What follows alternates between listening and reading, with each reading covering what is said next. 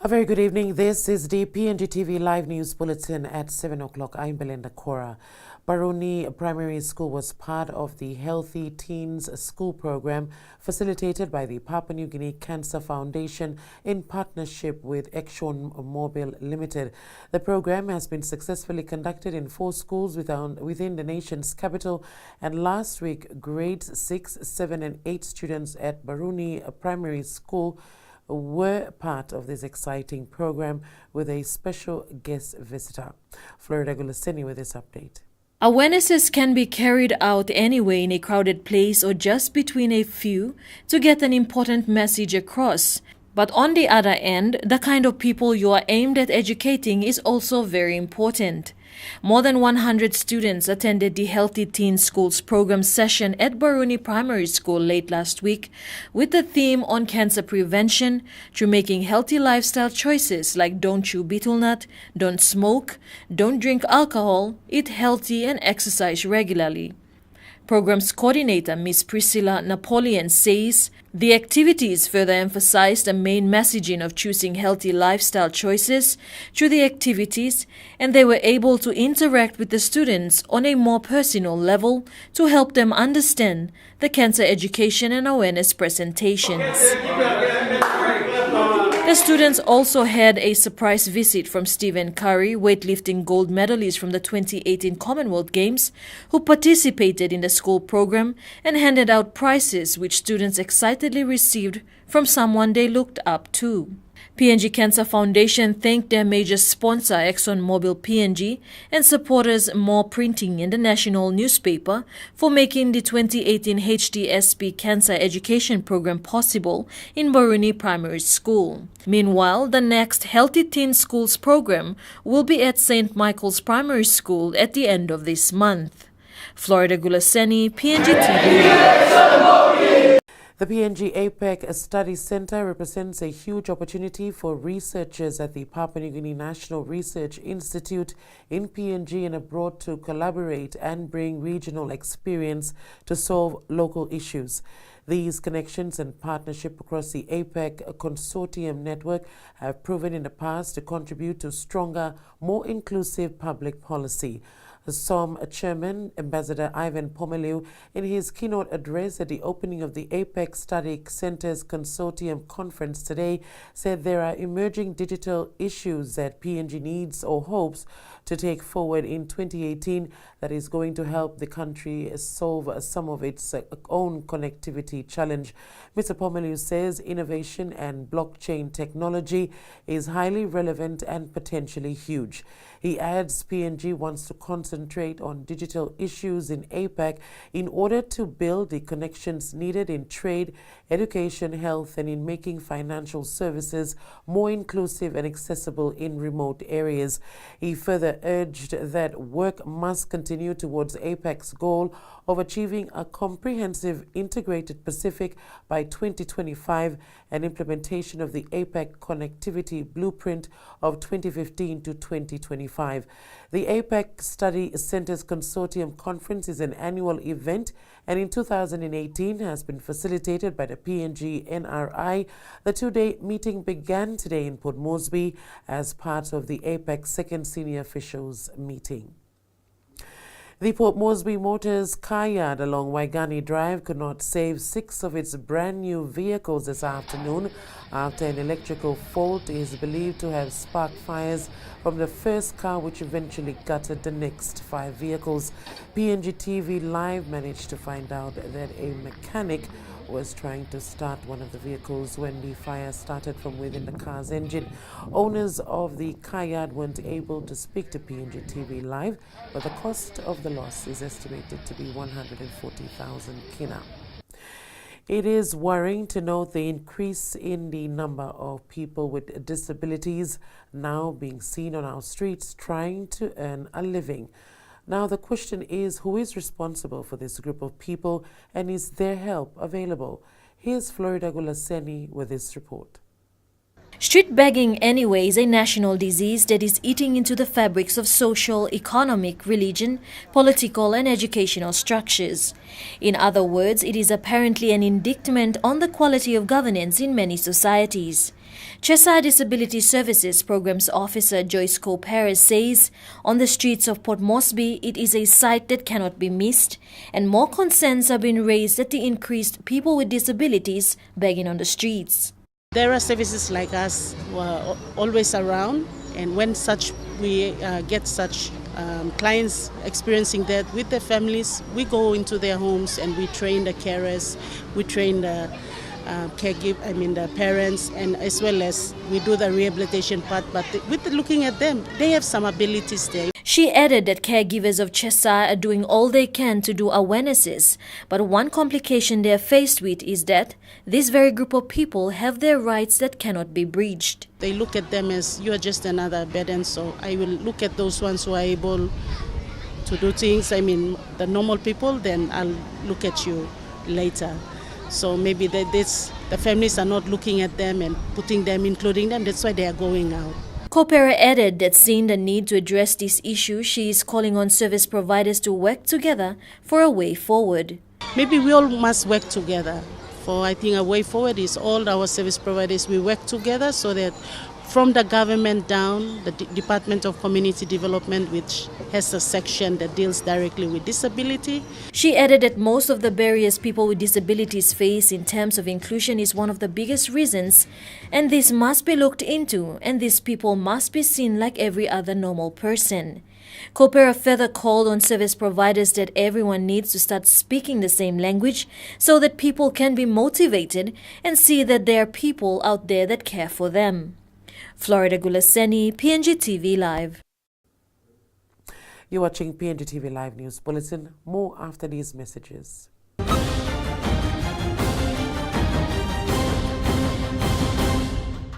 Welcome back. You're watching Pngtv Live News Bulletin.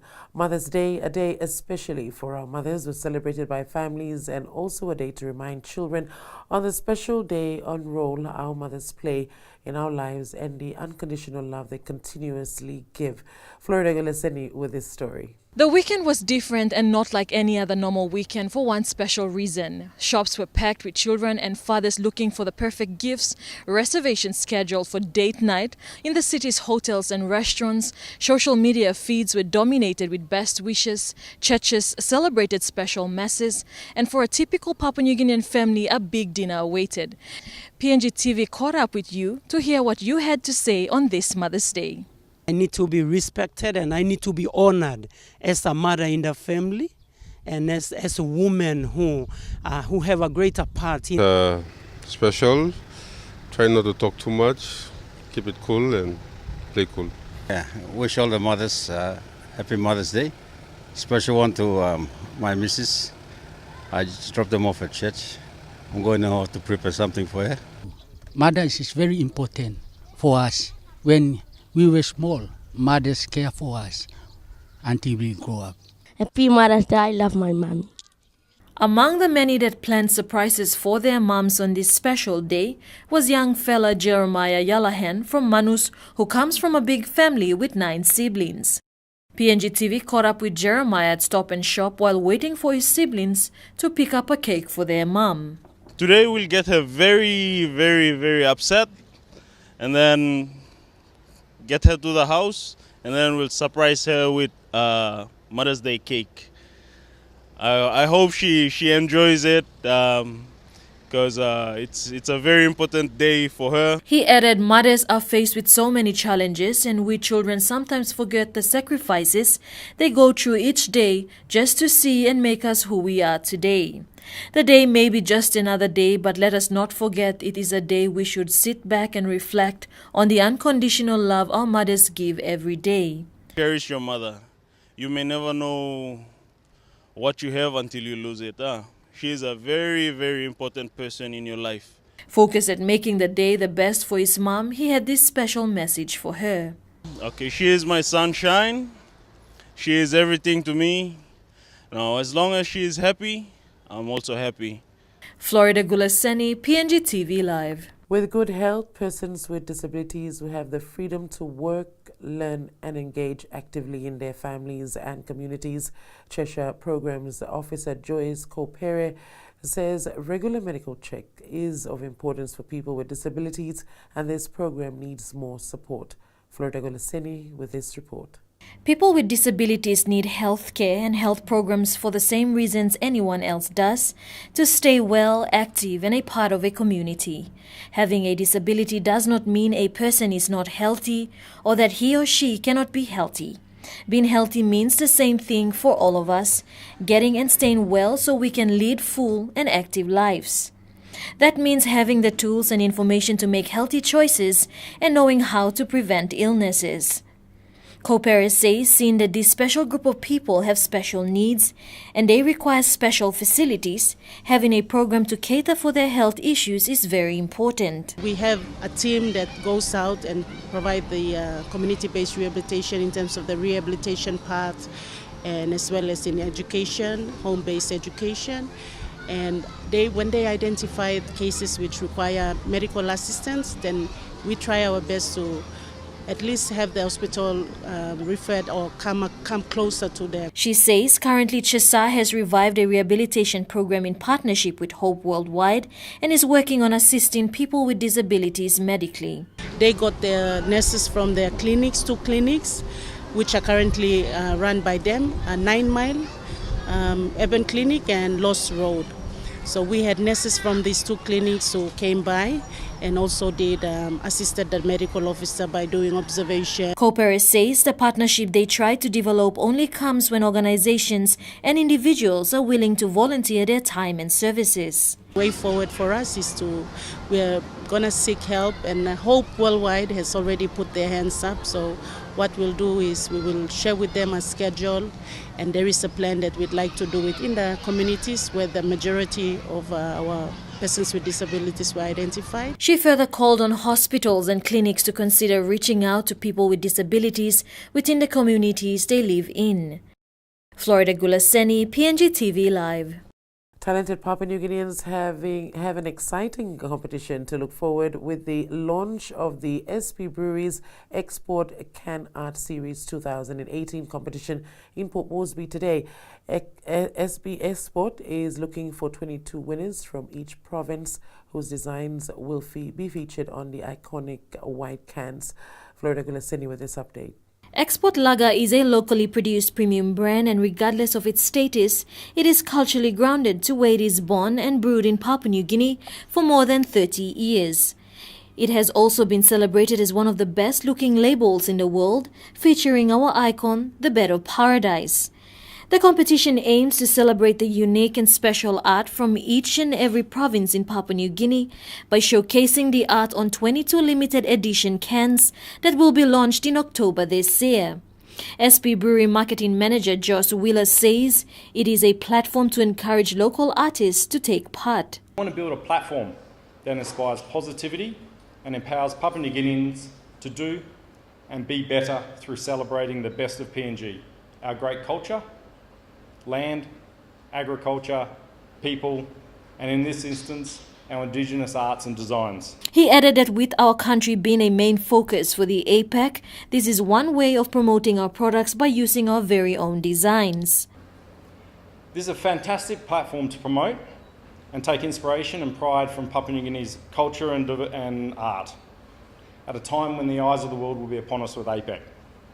22,000 kina is the prize money, where 22 winning artists will walk away with 1,000 kina each. So we will have a total of 22 limited edition cans in market, designed by 22 different artists, one from each province around Papua New Guinea. Each artist will win 1,000 kina for their winning design, and then we will source art over the next month from today until June 8th, and they have the chance to submit their entries. So the winners. He added that the competition is open to aspiring artists in all 22 provinces, and if interested, you can easily register at any SP Brewery office nationwide or download a soft copy of the registration via the South Pacific Export Facebook page. Further information on the terms and conditions can also be seen there. The competition officially starts today, the 14th of May, and will end on June 8th. Florida Gulaseni, Pngtv Live. You're watching Pngtv Live News Bulletin. More after these messages.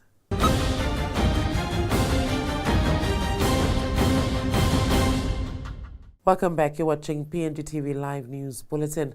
A village-based technical vocational tourism institution has been opened in East Mekeo Central Province, providing certificate courses in tourism, auto mechanics and computing, amongst others. The official opening of this school by Minister for Tourism, Arts and Culture, Emil Tamur, also coincided with the graduation of the institution's first 65 students. Gregory Avera with this report. Mekeo in the Kairuku-Iri district of the Central Province continues to be a major supplier of betel nut for the National Capital District and other neighboring areas. But an individual from the area has decided to pave the way for others to venture into tourism as an income generator. Alphonse Foymai started the school in Inawaya village in October last year, with the first enrollments in February this year.